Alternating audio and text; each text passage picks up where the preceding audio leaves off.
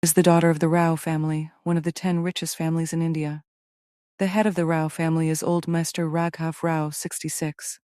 His son, Avinash Rao, 41, his wife, Reva Rao, 39, and their 3 grandsons, Ram Rao, 28, Adhir Rao, 25, and Naksh Rao, 22, are also part of the family. Yet they still wanted a lovely granddaughter, and perhaps God heard their wish. When Mrs. Reva Rao, Sia's mother, was 8 months pregnant, she had a major accident. As a result, she had to undergo an emergency delivery and gave birth to a daughter. Due to a hospital error, their daughter was exchanged with another child, and that child is now at home. Their real daughter was later sent to an orphanage by the hospital staff because the mother of the other child died during delivery. No one in the Rao family knew the truth. Everything was going well. 16 years passed like this.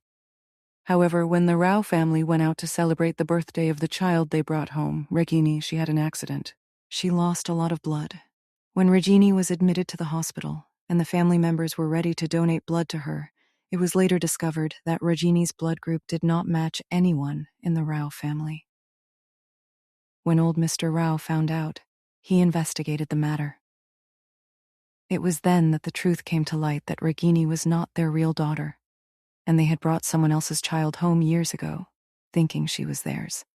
Then old Mr. Rao decided to find his real granddaughter.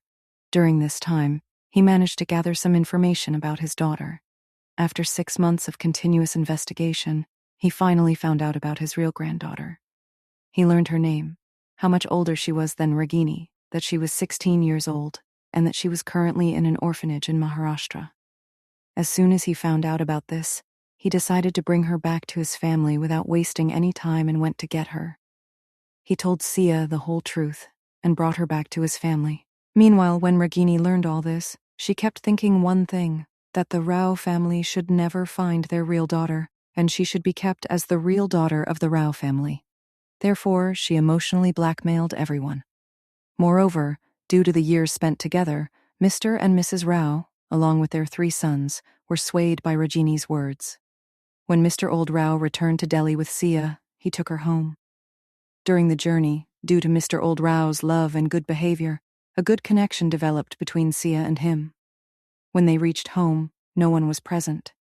Seeing this, Mr. Old Rao felt angry because even his own family was not there to welcome their real daughter. He ignored it and called Asha Mausi, who had been working in their home for years, and introduced her to Siya. He then asked Asha Mausi to take Siya to a room. Looking at Siya, he said, "After a long journey, you must be tired. Go to the room and rest. When everyone arrives, we will call you. Then we will introduce you to everyone." Hearing this, Siya smiled sweetly and said, "Yes, Grandpa," and went with Asha Mausi. Asha Mausi took Siya to a room.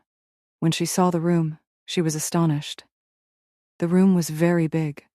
The entire room had a purple and white color theme, making it look even more beautiful.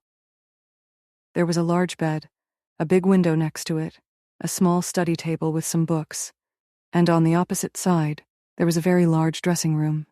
The room was very nice. Siya had never seen such a big room in her life.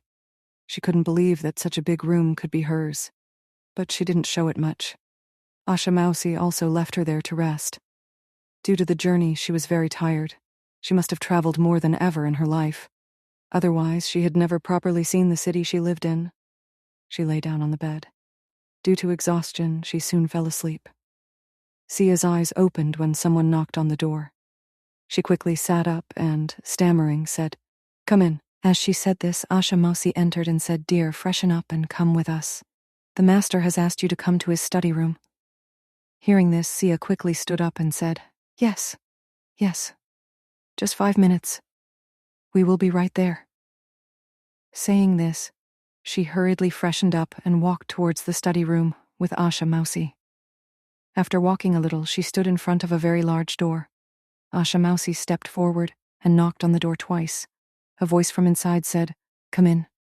Hearing the voice, Asha Mausi entered, and Siya followed her inside.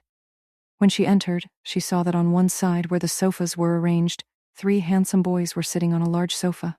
On the other side, a middle-aged couple was sitting, yet they both looked young. On one side, Mr. Old Rao was sitting on a sofa. Seeing Siya there, he gestured for her to come over. Seeing this, Siya walked over and stood beside him. Grandpa then asked her to sit down. She hesitated a little and sat next to Grandpa, staring at the 5 people standing in front of her. The people sitting in the study room turned their attention to the door when they heard the knock. A girl was entering with Asha Mausi. Everyone was staring at the girl. When she came in, she looked quite thin. Her hair was down to her waist. It seemed that her body had not fully developed yet.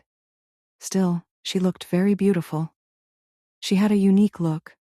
Her height was quite good, and her small, lovely face with sparkling big black eyes resembled her father's, and when she smiled, dimples appeared on her cheeks, just like her mother's. The 5 of them were just looking at Siya. They could tell just by looking at her that she must be their daughter, as many of her features matched theirs. Their attention broke when they heard Mr. Old Rao's voice saying to Siya, "Siya, my child, meet them. This is your family.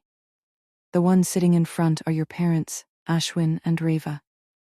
And on the other side, these 3 are your elder brothers, Ravi, Naksh, and Adir."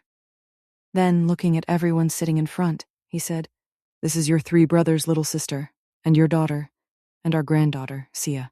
As soon as he said this, Naksh shouted, "She is not my sister! My sister is only my Ragini! My princess is my sister, do you understand? You can't just replace my princess with anyone. I am only my princess's brother and no one else's." He said all this while looking at Siya and shouting. Seeing his behavior, Mr. Old Rao struck the ground with the stick he was holding and said, "Rude boy, do you even know who you are talking to? This is your real sister, understand? Your sister." Hearing Grandpa's angry voice, Naksh quietly sat back in his place, but he was still glaring at Siya with anger, which scared her a lot. Just then, Ravi looked Siya up and down and said, "So this is the girl." As soon as he said this, Siya looked up at him, and only one voice echoed in her ears, "So this is the girl?" Before anyone could say anything else, the study room door opened, and a beautiful girl entered, wearing a pink frock. With matching shoes and a watch on her wrist, she came in and looked at Siya sitting in front. Then she looked at everyone sitting on the sofa. Seeing Rajini, Mr. and Mrs. Rao stood up and went to her, asking her lovingly, "Baby, what are you doing here?" Hearing their question, Ragini made an innocent, sad face and said, "Are you going to leave me now? I am not your baby. I am not the princess of my brother. Will you leave me? Will you leave me for that girl?" Saying this, she started to cry. Seeing her cry, the 3 boys sitting on the sofa immediately stood up and went to her, hugging her.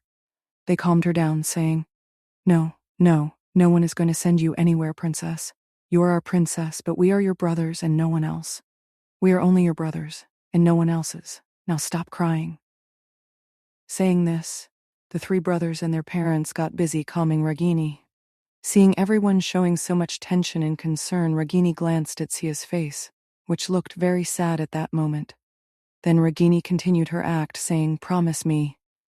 Then Ragini would agree. Hearing her, the 3 brothers placed their hands over hers and said, "Promise, princess. You will always be our princess forever and ever and no one else, and we will also only be the brothers of our princess and no one else's. No one will take you away from us. No one."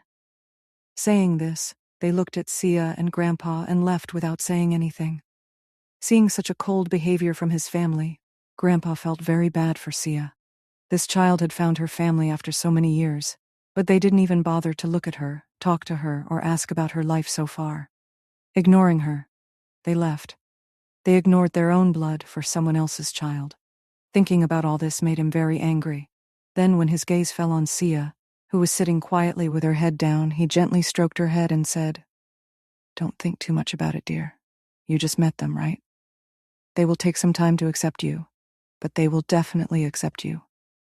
Hearing his words, Siya nodded and said, "We understand, Grandpa." Then she took his permission and left. Time passed like this. In this, Siya made a lot of effort to build and improve her relationship with her parents and brothers. She tried very hard, but she always faced failure. They say, a clap cannot be made with one hand. Similarly, any relationship improves only when both sides try to mend it, not just one side. Siya was hurt when her own brother refused to call her sister. They argued with her coldly, which made Siya feel very bad. But still, she always tried her best from her side. Things started to get worse when Rajini would come and constantly insult Siya, telling her to leave the house. And in front of the family, she would act as if she didn't want to be the one to tell Ragini to leave, which made everyone, except for Grandpa and Auntie Asha, angry with her. As a result, Mr. and Mrs. Rao had scolded her a lot. They had become so blind in Rajini's love that they couldn't see their own daughter's feelings. This started happening all the time. Rajini would do something or the other to make Siya the villain in everyone's eyes. Whenever Siya tried to clarify the situation, no one believed her. In this way, it had been 10, 11 months since Siya had come there. Except for Grandpa, no one spoke to her nicely. They didn't even consider her part of the family. No one paid attention to her. Everyone behaved as if she wasn't even there. This made Siya very upset, and she would cry alone at night. Because when she was in the orphanage, she always thought how nice it would be to have a family with her mom and dad and siblings. And after so many years, when her dream came true, her family didn't accept her as one of their own.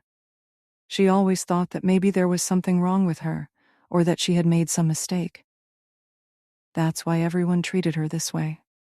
Thinking this, she always tried to make everything absolutely right and perfect, but Ragini would ruin everything. One day, Rajini accused her of stealing the necklace given by Mrs. Rao for her birthday. As a result, Revaji slapped her without hearing Sia's side of the story. The marks of that slap remained on her cheeks for many days.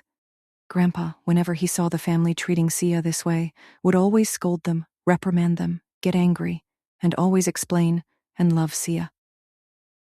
A few days later, everyone had gone to their respective work. Mr. Ashwin managed the Ram group of companies, which he and his father had built through hard work. Their eldest son, Ravi, was the CEO of that company. Their second son, Adhir, ran his own public relations company, which he had established on his own. Their youngest son was involved in an online esport game that was very famous worldwide for its gaming. Riva Rao was a very famous fashion designer. She had her own separate company where she worked. During this time, Mr. Old Rao was out of the country for some work. Everyone was busy with their work as usual. But today, Ragini had made some excuse and didn't go to school. She was in the 10th standard. There were some house helpers at home. Siya and Ragini were both sitting in their respective rooms. Just then, Siya felt a little thirsty. When she got up to check, there was no water in her glass. It was empty. So she started to head down to the kitchen to get some water, because apart from the maid, no one helped her at home. She had to do everything herself. Yes, but when Grandpa was there, everyone had to put aside their feelings and help her. As she was passing through the corridor, she heard Ragini screaming from her room. Siya thought, what if something happened to Ragini? Thinking this, she quickly went inside Ragini's room. The room was in a complete mess. Many things were broken and shattered. Seeing this, Siya panicked. And just as she was looking for Ragini in the room, she heard the sound of the door lock being opened from behind. When she turned around, Ragini was standing there. She had locked the room door from the inside and was smirking slyly at Siya. Hi,